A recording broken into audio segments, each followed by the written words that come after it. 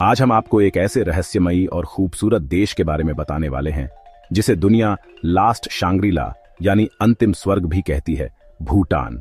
यह देश अपनी रहस्यमयी संस्कृति, गहरी आध्यात्मिकता, अनूठे शासन मॉडल और अविश्वसनीय प्राकृतिक सुंदरता के लिए जाना जाता है। तो आइए भूटान के इतिहास की इस अद्भुत यात्रा पर चलते हैं। वीडियो को अंत तक जरूर देखें। भूटान का इतिहास कई हजार साल पुराना है।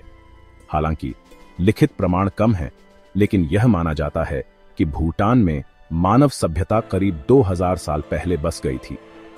भूटान का नाम संस्कृत शब्द भोट आंत से लिया गया है, जिसका मतलब है तिब्बत के दक्षिण का क्षेत्र। 8वीं शताब्दी में महान बौद्ध गुरु पद्मसंभव गुरु रिनपोछे भूटान आए और उन्होंने बौद्ध धर्म का प्रचार किया।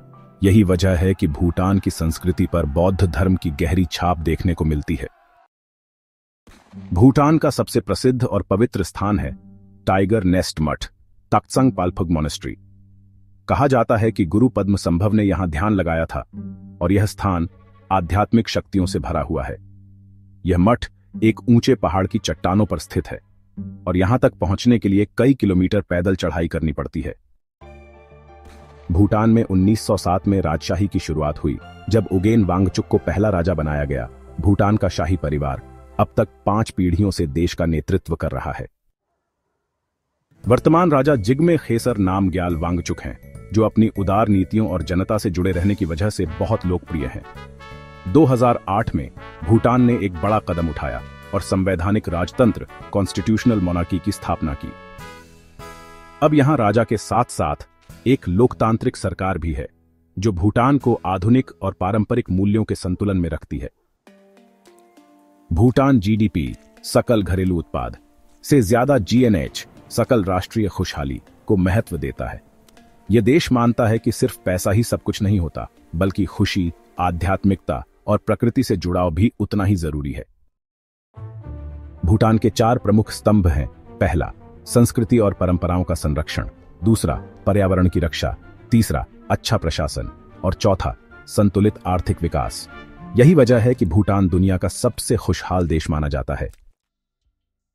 पुनाखा जोंग भूटान का सबसे खूबसूरत और ऐतिहासिक किला, जिसे 1637 में बनाया गया था।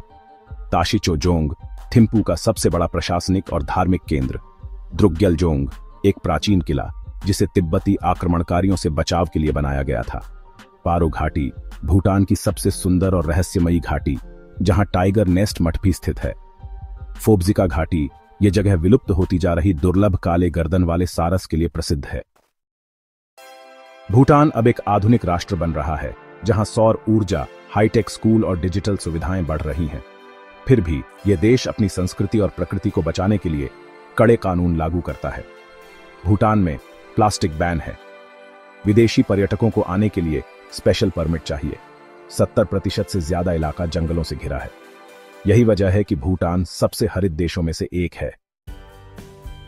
तो दोस्तों, भूटान सिर्फ एक देश नहीं, बल्कि एक आध्यात्मिक यात्रा है। यह जगह हमें सिखाती है कि खुशी सिर्फ भौतिक चीजों से नहीं, बल्कि शांति, प्रकृति और आध्यात्मिकता से मिलती है। अगर आपको यह वीडियो पसंद आया तो लाइक और शेयर जरूर करें, और अगर आप ऐसे ही और भी दिलचस्प वीडियो देखना चाहते हैं तो हमारे चैनल को सब्सक्राइब करें। मिलते हैं अगले वीडियो में। तब तक के लिए नमस्कार।